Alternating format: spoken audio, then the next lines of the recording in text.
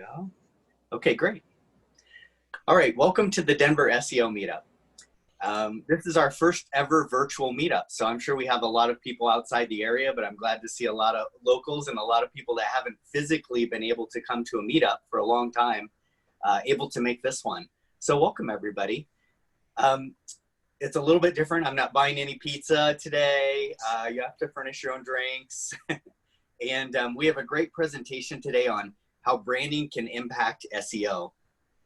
Now, if you're not aware, also one quick announcement, we moved SearchCon to be in the fall, and it will either be entirely virtual, partially virtual. We're still figuring everything out, but it will definitely have a virtual component to it. So it's great to have so much practice by doing the meetups. Let's see, before we start today, I'd like everybody to just introduce yourself in the chat. You can just put your name and what company you're with and maybe what you love about SEO. It looks like we have a little bit of chat activity here. All right. Well, great. Chris Rolfe with Boulder SEO Marketing. Don Parcher with checklists.com. And here we go. Let's see. Dave Taylor sent to all attendees. Ask Dave Taylor, YouTuber, and highly recommended. Dave Taylor actually video records at SearchCon for us and does a great job with quick videos that look amazing. Let's see. Chris Rolfe does off-page SEO. That's your favorite, Chris? Chris has done a lot of international SEO. Dan Stratford. Dan's a longtime SEO and collaborator. And let's see, Katie Go. Let's see. She manages SEO and SEM for healthgrades.com and ShareCare.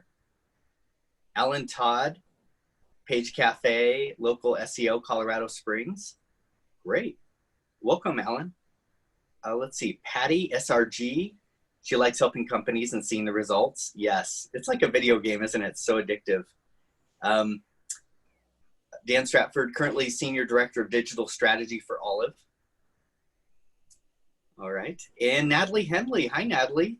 She's with Volume 9 and a longtime member and supporter of the meetup and of SearchCon. Let's see, we also have Carrie Stewart. Kismet Writing and Development, working with authors and small business on SEO and branding. Ryan Masterson with Green Hat Web Solutions. Great, and he's got a meetup SEO dev. All right, I'll check that out. And maybe we can do a collaborative meetup on that. Ping me, Ryan, and let's figure something out. I love to do collaborative meetups. All right, Oha. In SEO for Denver Appliance Pros. Great, welcome, Oha. Let's see, Jordan Brewer with Quality Cage Crafters, based in Austin, but remote from Johnstown. Oh, great. He loves blog SEO. All right, Monica Valdez, one of the co-organizers of the SEO Meetup, and actually really helped this happen, so thank you, Monica. That we finally are back on and doing a virtual meetup here.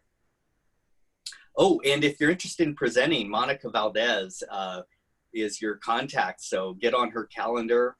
And her favorite part of SEO is content strategy. So if you have something on that, you know now her soft spot. So it's good. We have Tyler Jacobson, the digital strategist at Omniphonic, and Amy Segrist at Mapper Agency in Boulder, a full-service integrated PR marketing firm. She's the director of digital marketing, and she loves the power SEO gives to good PR and vice versa. That's a good point. All right, Phil Nugent. He's interested in branding and SEO, so very much looking forward to this. And okay, I think that's it for the intros. Oh, all right, here we go. All right, well, I'd like to thank our panelists, and I'll let you introduce yourselves. I'm so excited just how powerful branding has become for SEO. So thank you both for giving this presentation, which was originally scheduled for March in person with pizza. And thanks for rolling with the punches. So I'll turn it over to you, Christina. I will pass it on over to Danielle. Oh. Well, first and foremost, thank you, Jim, and thank you, Monica, for allowing us to have this opportunity. We are so excited and happy to share with you and present virtually. Today, CreativCat and Media Sesh have partnered together to present on how branding can impact SEO. I am one of your presenters today. I am Danielle, the CreativCat. I'm a branding expert. The little guy on my shoulders is Captain Jack, and you'll see a little bit of how he plays into my brand today during the presentation. And alongside me today, virtually, of course, is Christina. And I'm Christina Brodsky. I am an SEO consultant, and I'm the founder of Media Sesh, which is an online consulting and training sessions firm. I've been in the SEO industry since 2009, so I've seen a few things evolve over time, and I've supported businesses of all shapes and sizes during those years to help them navigate through search, since I am a firm believer that everyone should have a fighting chance in being found by their customers online.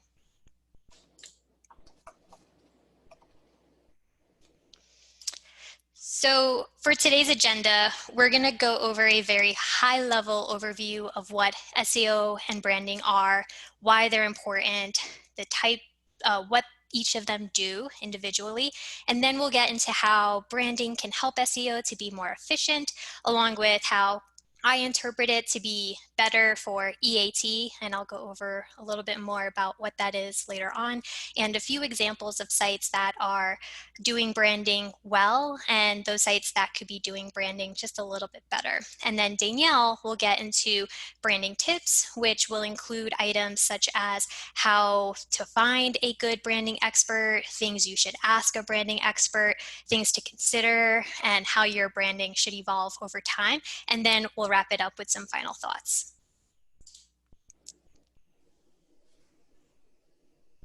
All right, so we're going to get started here on branding and SEO overview. First, what is branding and why is it important? Branding is your logo, it's your font, it's your colors, it's your images, everything that relates to you or your company. It's your story. Think of branding as the first impression. Before a new customer can buy your product, they must buy your message. Branding allows you to tell your story, and you want to tell it before somebody else does. Also, most importantly, it builds a relationship between you and your customer. What does a branding expert do? Simply put, we establish strategy and shape your brand to take it to the top of the mountain. And here's how. We use these 4 key elements to establish your brand. First and foremost is your vision and mission statement along with your brand values. This is the what and why of your brand. It's who you are. Second is your logo.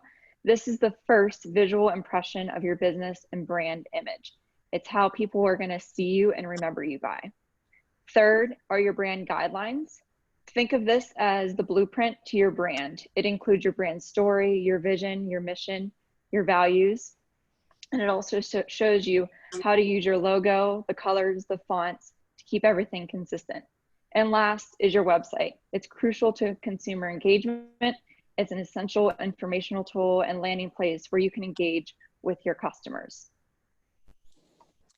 And then for SEO, this is what you use to be found by your customers on search engines. And what I love about this industry, more specifically for the way that I like to think, it forces me to think strategically and analytically.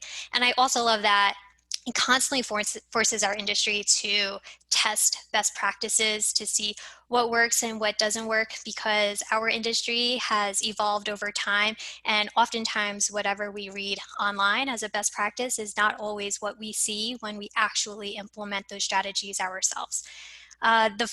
The other great thing about SEO is that I love, and I'll talk about that on the next slide, is that it has evolved from being this siloed strategy working on its own to now being more integrated with other marketing departments, such as developers. I work very closely with developers day in and day out. I also help social media strategists, public relations, that's a beautiful marriage there, as well as web designers, which would be Danielle for mock-up designs. And then as far as why SEO is important, with that first box, it helps you to be more competitive in the search engine marketplace. And one way I like to visualize this is, let's say you go to a grocery store.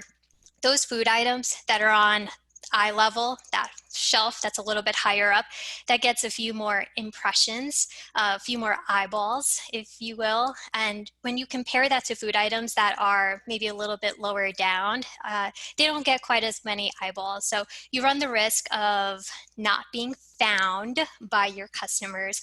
And what SEO does is it helps you to have a fighting chance to share that search landscape and be more competitive with others. The second thing that I love about it is that it helps you to remain a little bit more relevant online. And when I think of this, I like to think of this saying, if you're out of sight, you're out of mind, and that your potential customers don't know to consider you if they can't find you. They don't know what they don't know. And another way to think about it is a magazine, and that whoever's on that cover slide is a little bit more relevant than someone that may be mentioned on page 98. And then the final thing about SEO that I love is that it will force you to make impactful business decisions. And this is where SEO and analytics go hand in hand, and how you can learn what's working, what's not working, how you can tweak your strategies, because SEO is not a set it and forget it strategy. It is ongoing and it requires evolution. The next thing is, what does an SEO expert do? And for all the SEOs on the call, I hope you could get a little chuckle out of this slide. And for those of you who are not familiar with SEO or would peg yourself as slightly more junior, these boxes represent just a sampling of the support that SEO can provide. So basically, wherever there's a search box, there is SEO. And the types of support can range from the absolute basics that have not changed so much over time. That can include keyword research. It can include content writing and optimization. It can include technical analysis and link building. Of course, those strategies have evolved over time, but those are things that I've worked on 11 years ago, and those are things that I continue to work on today. But then there's some more advanced strategies that have been introduced over time, and that would include Amazon optimization, internal site search, and conversion optimization. And this is not an exhaustive list of everything that SEOs do. And I think the reason for that is because our responsibilities continue to grow and evolve over time, and become so integrated with other marketing strategies such as PR or working with developers. And in a way, I think because of that, SEO strategists have become almost like business consultants. And then how do we bring these two seemingly very different strategies and marketing items together? They are separate, but they are very important, and they can benefit from each other. And so from my end, without good branding, my efforts can only go but so far. So you can have the greatest content in the world, your website can be technically sound, but it is my belief that you run the risk of turning site visitors away if they cannot get past the look, feel, the design of your website. Good branding helps to provide a much better overall user experience and help to increase those conversion rates, because you've helped to establish trust and you've helped to make the process a little bit easier. And without good SEO, the branding, everything that you've worked towards to build your vision can only go so far. Your great branding would have been for nothing, since it runs the risk of not being found by search users. You want to be found. So now we'll get into the meat of it. How does branding help SEO? So to help in illustrating how branding can help, here is a visual of the typical search engine user behavior pattern. Of course, not always, but usually someone wants to search for something, they turn to Google, and there's actually this quote that is around, and it says that 93% of online experiences begin with a search engine, which can be very significant considering there are billions of searches happening every single day. Then once someone plugs in their keywords into the search box, results begin to populate, and based on their search query, and assuming that the search was long tail, meaning there were several keywords and the results are more targeted, assuming we're starting from that place versus if they started with a very broad keyword phrase, didn't see something that they were looking for, went back to the search box to refine their query. Now we're at the second step.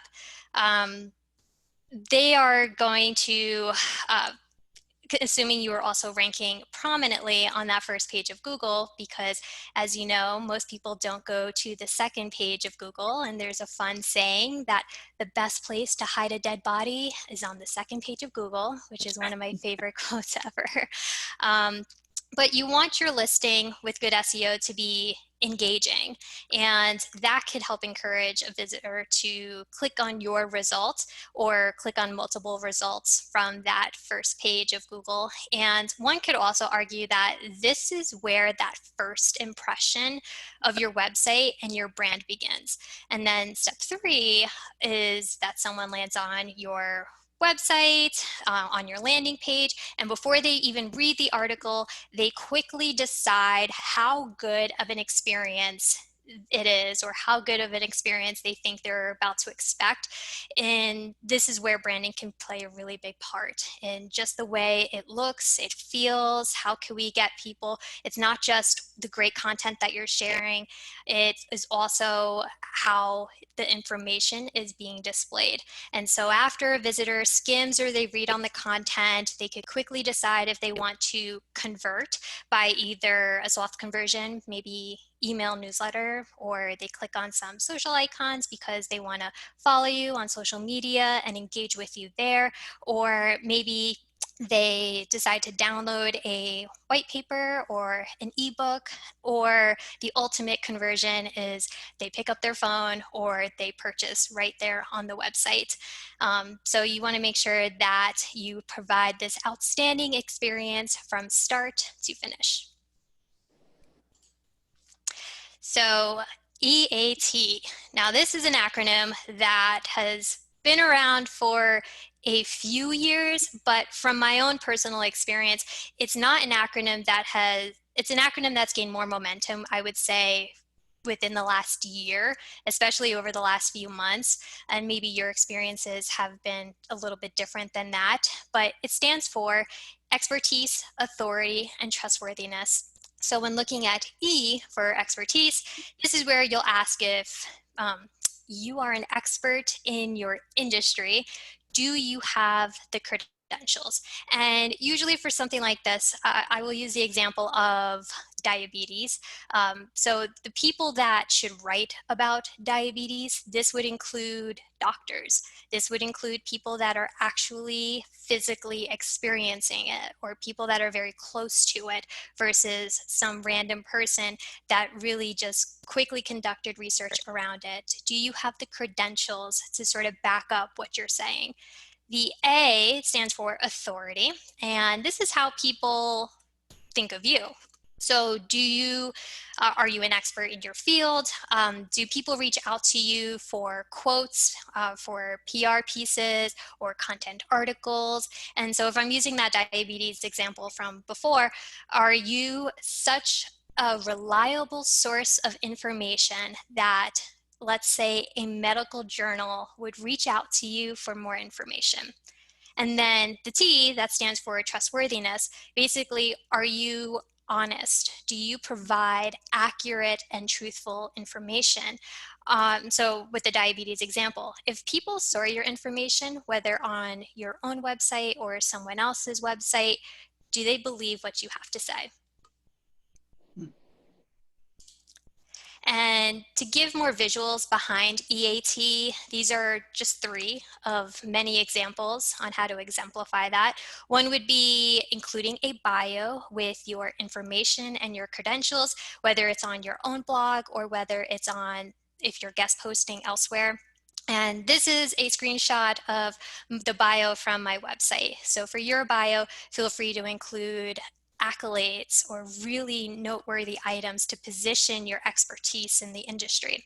And then another example would be citations, meaning do people include quotes from you on their website because you provide reliable information and you are an expert in your industry. And this screenshot is a humble brag of me getting quote on business.com on the importance of SEO. So this is helping to build my authority within the industry.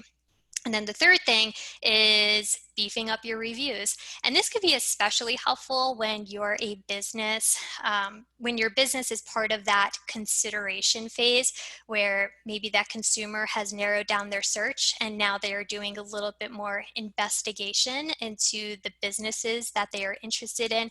And so reviews might be the grain of salt that tips the scale, whether they want to work with you going forward and if they trust you. Again, these are just 3 examples of many. And then as this relates to branding, I think that it should also exemplify EAT.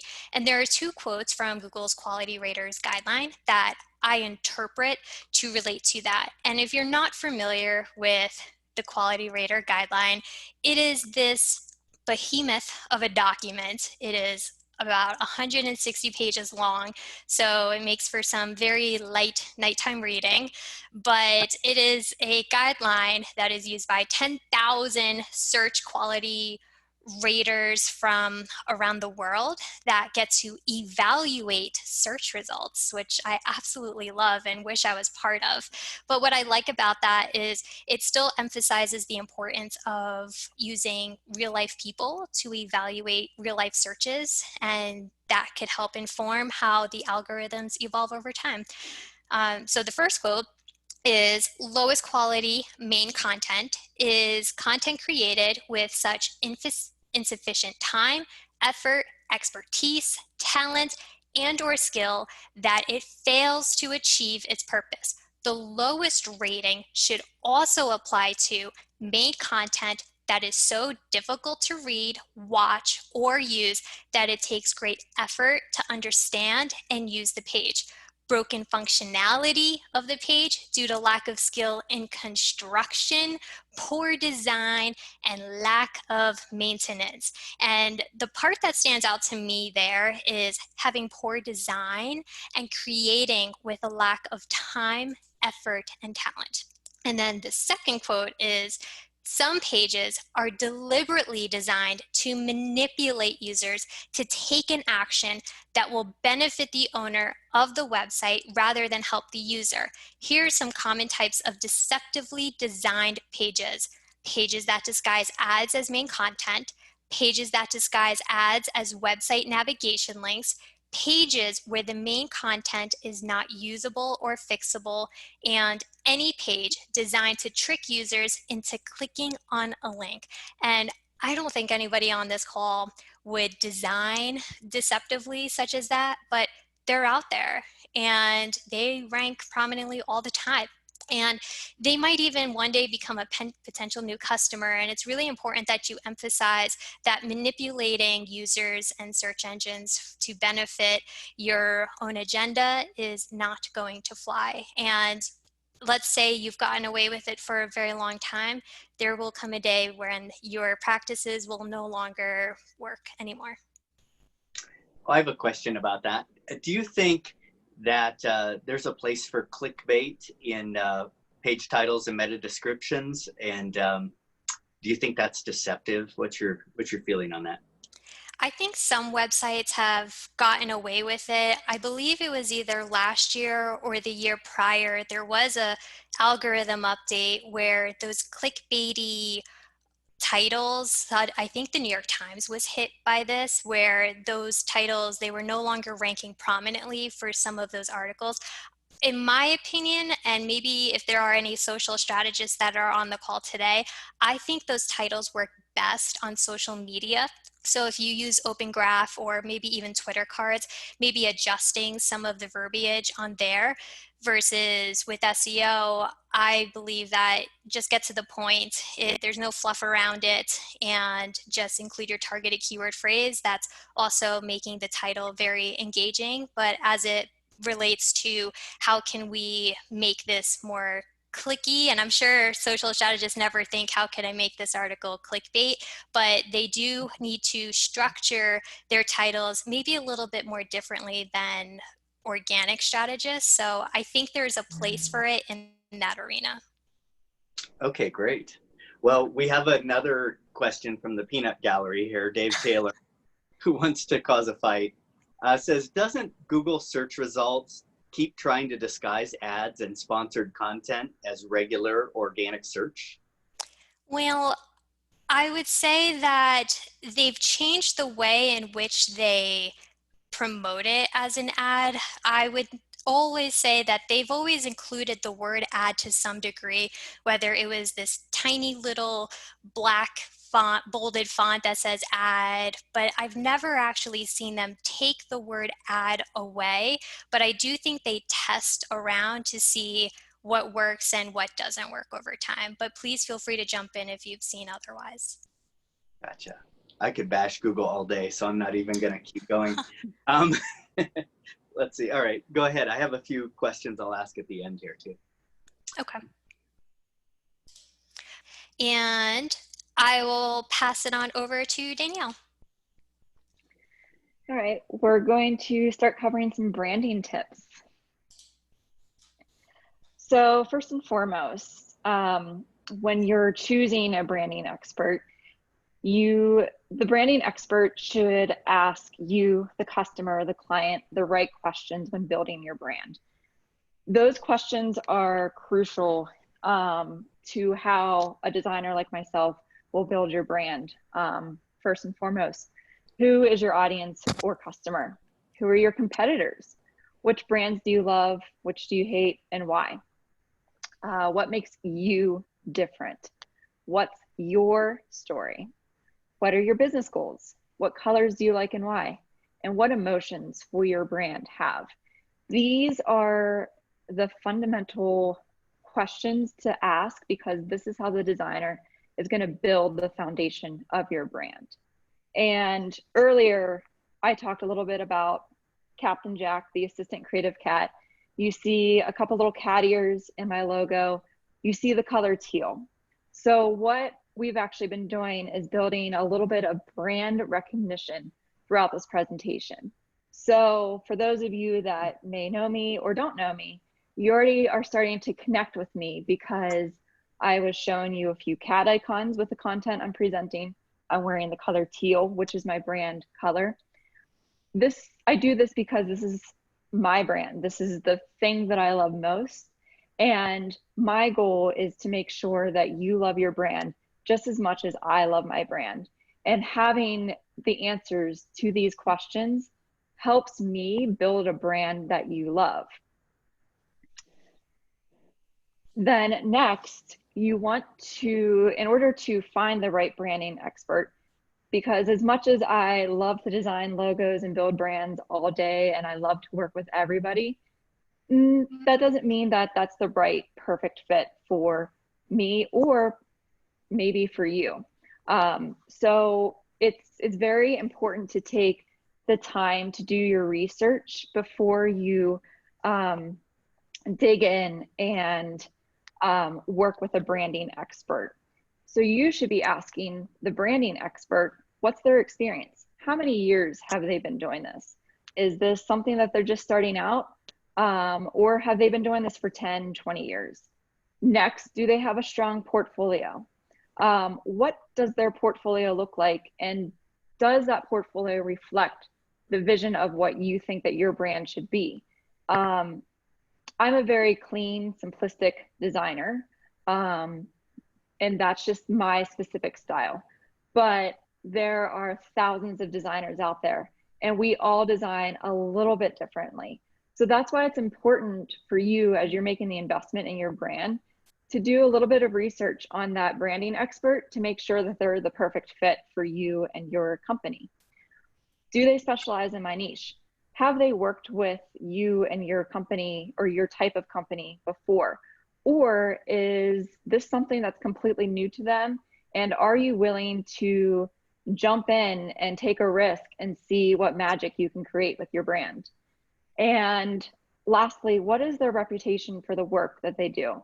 How did you hear about this branding expert? Did somebody refer them to you? Did you check out their website and really like it? Did you read their testimonials? Did you read their reviews? Those all help the success of helping you build the brand that you want by making a perfect match within the branding expert when you're building your brand. This kind of ties in a little bit with a few slides ago. One of the questions that I ask when I'm building your brand is, who is your audience? And it's very important to know who your audience is when I'm designing your website or whoever your branding expert may be. On the left here, you'll see this is more of a budget-friendly website. And on the right, it's more of an environmental-friendly website. Both of these websites are ranking in Google. I'm naturally drawn to the website on the right because it's clean, it's simple. My eye knows exactly where to go. The font is a little bit bigger where their headline is. It's just easy to navigate. The website on the left isn't as easy to navigate, but that doesn't mean that if I was more on a budget, that I still wouldn't go to this website and use their website or their product that they're offering. Now, because I'm a branding expert, I have a little tips and tricks up my sleeve of how we could help them still design a budget-friendly website to call out special items on the website, such as their coupons, to help the user navigate their website to get the audience, the customers that they are looking for. Christina, did you have anything to add to that? Well, I think you covered it very well. I think what I love about both of these is they're going after two completely different audiences, and therefore they would be successful for different reasons. And you're kind of right. I am also drawn to the image on the right. Maybe it's because it's a millennial with cool headphones laying on a plushy carpet that I'm attracted to, but it also will depend on what I'm motivated by. So if I am on a budget, maybe the left is one that I still would consider. And then on the right, depending on a few different factors, if I'm driven because of saving the environment, maybe I would go with them. But let's say I was interested in both of them. I would, at that point, they have both entered the consideration phase, and I would plug both of their names into Google and see what results pop up. And that's where reviews can play a really big part in the decision factor. I have a question. Yep. Have you done any conversion tests on this? I mean, there are some things on that one on the left, like all of their reviews, that I think that's a compelling part of it too. Oh yeah, I'm a huge advocate for A/B or multivariate testing. And I think the best website that does this with the whole testing is Amazon.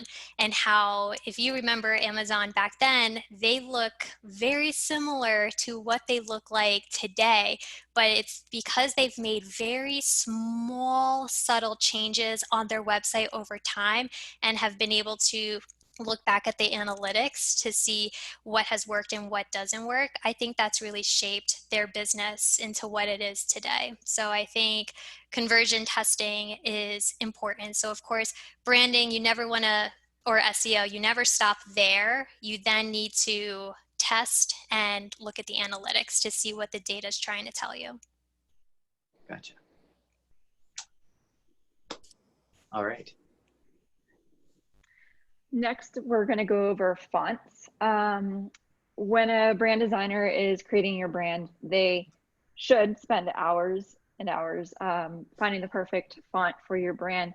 Fonts are pretty important to your brand because it helps identify who you are. And those fonts are then used on other platforms such as a website, or a brochure, they all tie in and connect to your brand. First up, we have a serif font. That's considered more of a traditional or respectable font. Typically, I would use this if I were, say, by chance, creating a logo for a law firm. Next up, we have a sans serif font. It is a strong, clean, modern. I use this font most often because it's so clean and easy to read. And if you'll notice, the CreativCat and MediaSesh logos both use a sans serif font. They are both bold and easy to read. Next, we have a script font that's more of an elegant font. I typically don't use this type of font as much because it's a little bit harder to read. I use this in cases such as building out possibly a personal brand, or if it were a wedding website. And last, we have display fonts. They are very unique, fun. They range in all different types of shapes and sizes that are specifically unique to your brand. When a designer is thinking about fonts and tying it into your brand, we're also thinking about the website presence and how that font is being used. You want the content on your website to be skimmable and easy to navigate and easy to read. You want to help your customer know where to look, and we can do that by changing the size of the font, maybe changing the color of the font as well to one of your brand colors to make certain types of text pop. So let's say it's a headline, for example. You want that font size to be a lot larger on the website to really call attention to that, and the text, the supporting text underneath, to be a little bit smaller. You know, on top of that, I want to also mention how font size can be really important. And that I once heard a really funny joke that the font size on your website should be your audience, what their age is, divide that by 2. But on a more serious note, if your eyes are going like mine are and your audience is a little bit older, going for a font size that's a little bit larger can really help them. And if you've ever gone to a website with super tiny font, you definitely start to roll your eyes and say, I can't read this, and then you run the risk of them leaving altogether.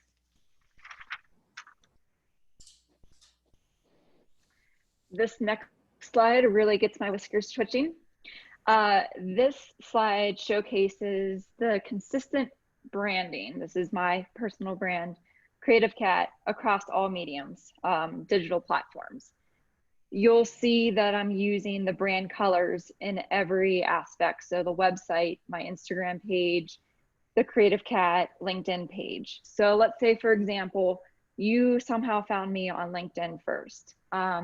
You automatically recognize the C with the cat ears, the color teal, gray. Then you click into my website and you'll notice that that mimics that same look and feel. So you're, once again, brand recognition.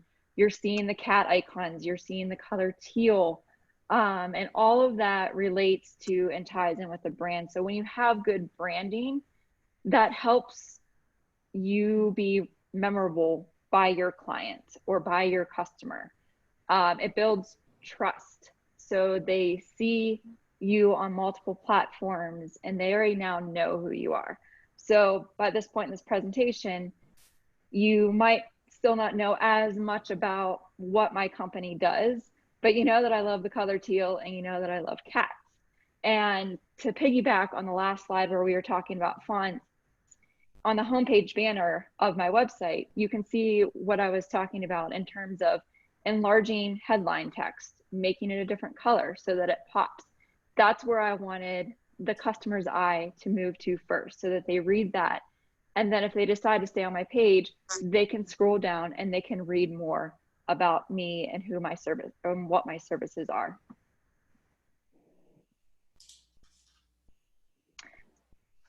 Your branding and your company should evolve with the times and your audience. So a prime example of this is Miss Taylor Swift. She started out as a young country singer-songwriter, and she's evolved into an amazing, strong pop diva. Your brand and your company should be evolving and it should be growing, and you want to grow and evolve with your company. So pretty much you don't want to stay stagnant. You don't want things to stay the same. You always want to be bringing in new customers, and you can do that by allowing yourself to grow and evolve. An example of not really evolving and growing is taxis versus Uber and Lyft. Christina, do you want to talk a little bit more about that? Yeah, so for that image on the right, it's really there to highlight how the taxi industry missed the boat with adapting to new technology and trying to reach a new audience. And maybe that's the way they like it. But I think sooner or later, it's possible that they will become the next blockbuster of the taxi industry while Netflix and Hulu take more of that market share. So of course, only time will tell, but I personally can't remember the last time I maybe have used a taxi, with the exception of whenever I go back home to New York City. So I think about the first website I've ever had, and it was child's play in comparison to the website that I have today. And I'm sure I would have the same viewpoint 10 years from today looking at my website today.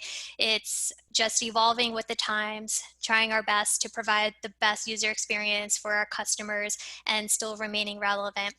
And I was just thinking about how I know people that are successful still without any kind of branding, but it really depends on who your audience is and the other methods in which you're reaching out to them. I know someone who doesn't even have a website and she is highly successful, but it really all depends. And for the vast majority of us, having a website, a very impactful and valuable website, is how we're going to maybe seal the deal for some of our potential customers and almost be an extension of our business cards. So the seventh tip I'll go over, this is using the right CMS for your branding and for your SEO based on where your business is at in its journey. And I see this question float around so much, which is why I want to address it here. I think it's really easy for any of us to tell new businesses to automatically build a website on WordPress, but it really all depends on a few things. And I would say that is namely because of budget and resources. So for those businesses that are just starting off, they're brand new, just started their business, and you have very limited budget, I say go for creating a website on something such as Squarespace or Wix or GoDaddy. You're just starting off. You really want to prove the concept and see if you can grow your business. I would say though, from an SEO perspective, Squarespace and Wix, it is quite limited. It might be okay for content, but from a technical dev perspective, it's very limited. And so for this option, I want to emphasize that if you're just starting out, it's fine to go with these two options. Just note that it may not be the best option for your SEO, but I don't think it is an exception. It should exclude you from having good branding on that website. So still have good branding no matter what website that you're using. But then as your business grows, your CMS should grow with it. So your business is profitable, and now you're able to reinvest those dollars back into it. And this is when I would say when your business graduates, so should your CMS. And now you should work your way up maybe to a platform such as WordPress, because it does allow more customizations. It allows a developer to come in, it allows them to improve items such as page speed, and it also allows them to develop using the designs from a branding expert or graphic designer. And this is also a great platform when you are adding more content, lot more content to your website. It just makes it a little bit easier with the customizations. And then the third phase is when your business is still growing. I kind of broke it up between WordPress template, because there are plenty of templates that you could just purchase online versus WordPress Plus, what we're dubbing it. This is when you really bring in a graphic designer or branding expert to create a design that nobody else has, because your business deserves better. It deserves to stand out amongst the competition and provide the greatest level of customizations. I would also say that this phase 3 includes some more enterprise platforms, maybe such as WebLink, that are better suited for larger enterprise scale websites. And so from an SEO perspective, it allows a lot more customizations from a technical perspective, a content perspective, and I think it's also great for branding since no one else will have your design. We do have one question from the group. Yep. This one is from Bethany Siegler, who is very experienced with WordPress, among other things. And she's asking, she heard Wix has some new SEO tools. Have you experienced them? Are they any better than Wix in the past? I'm glad you asked that. I do want to clarify that if your website is on Squarespace or Wix, you can still rank. I worked with a company recently, which laughably multi-million-dollar company on Squarespace, but they moved over eventually. Yeah. I haven't played around with their new SEO tools, but I do know from my experience with them, there are certain things that you can do. You can update the title tag, add a meta description, tag some headers, but the real limitations come from the technical items. And maybe with this new and software that they're introducing, maybe there are some technical items that have been added in there, but usually when I perform a technical audit, it is very comprehensive, and I would be surprised to see a site like Squarespace or Wix be able to allow that level of customizations, especially since they pride themselves on being a very turnkey solution, and that's why it's very templated. But please let me know if you have seen otherwise. I'm always happy to learn about what these platforms are doing and how they're evolving over time. Okay, great. Thank you. Sure. Well, final thoughts. You guys stayed with us for the entire hour, and we thank you for that. So the first is that when you're thinking about SEO and branding, I would love for you to think of it like this. While SEO can help with optimizing a website, branding can help with optimizing decisions. And I mentioned earlier, you can have the greatest content in the world, but you run the risk of people leaving your site completely if they cannot get past the look and feel of the website. And of course, that depends on your audience and the goals of your website. And then I want everyone, if you are ashamed of your website, if you are embarrassed by it, please do not be. I want you to be kind to yourself. I want you to be patient.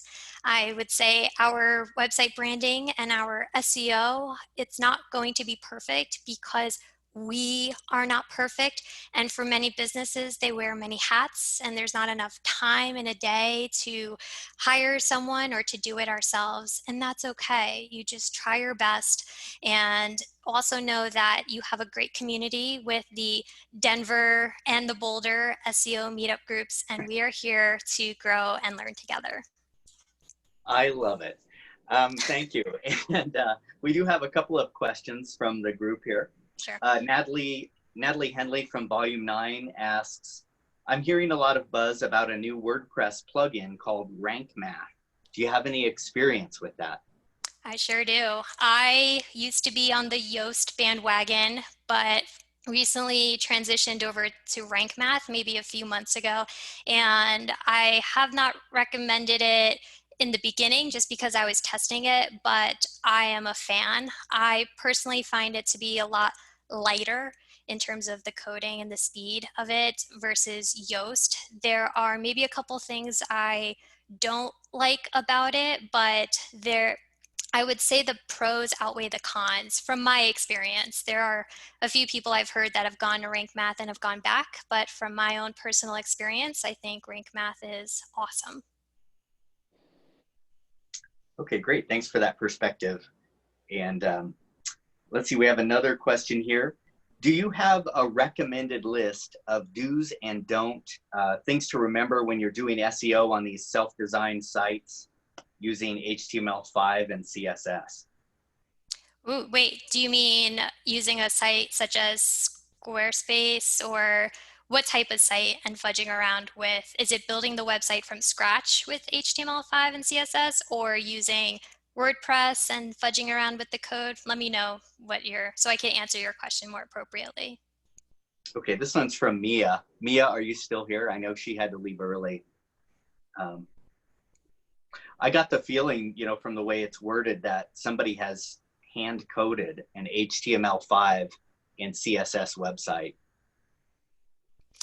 Hand coding is fine. I know when I started with SEO back in the day, I was building websites from the ground up, but I don't think that's really necessary anymore, especially as we try to add enhancements to the site. I think WordPress and other enterprise tools do a fine job of dealing with a lot of things, and maybe there are some developers on the line that can speak a little bit more differently, but from my experience working really closely with developers, using a platform it's just evolved from hand coding to using a platform and just sort of modifying from there. Okay, great. Well, Ryan Masterson just asked in the chat, how many people in the group have used Rank Math and love it? And so that'll be an interesting, I guess I could do a poll, but we'll just ask here in the chat.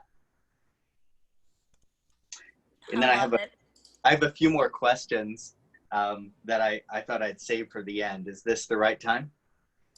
Yep. Okay, great. Let's see.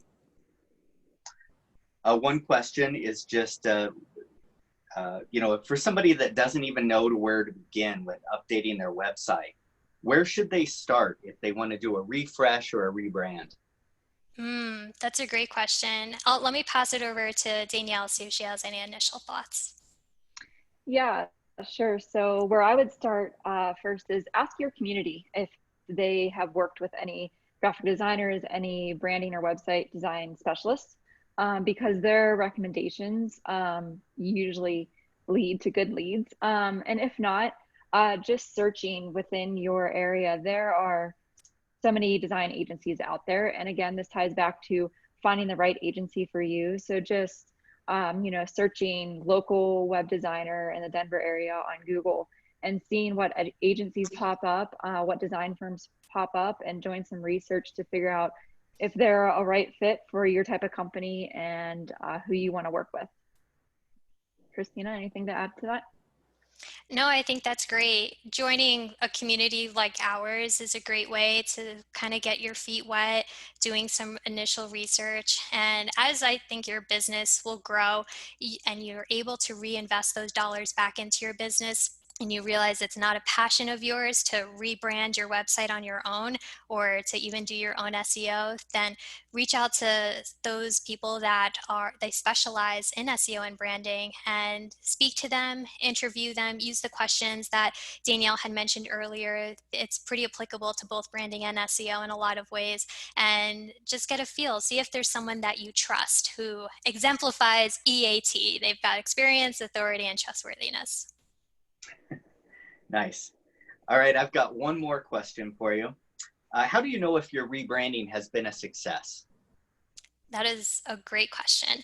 So I think I mentioned it a little bit earlier that SEO and analytics go hand in hand. And what I would do is whenever you've made changes to your website, whether it was a full rebrand or one technical item from an SEO perspective, annotate that in Google Analytics or document that somewhere. So when you're looking at the analytics, you can see how traffic starts to change, how conversions start to change, and you could build certain correlations based on the changes you've made to your website to why traffic patterns look the way they look. Oh, gotcha. Okay, we have one more question from the group.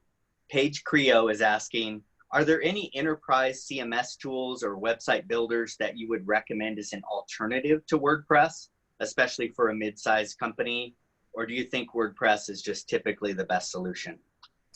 I think WordPress is a great solution. I might lean a little bit on some of the developers in the group to jump in on what they find to be very helpful.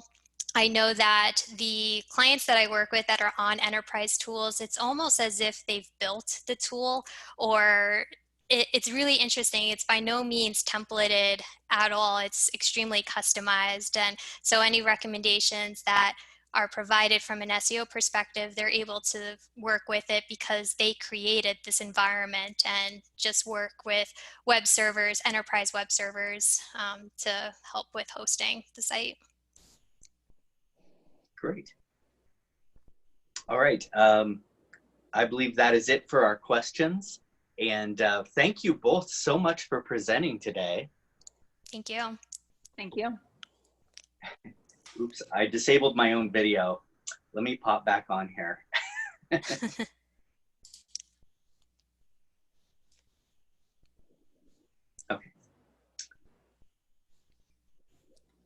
Oh, well, never mind.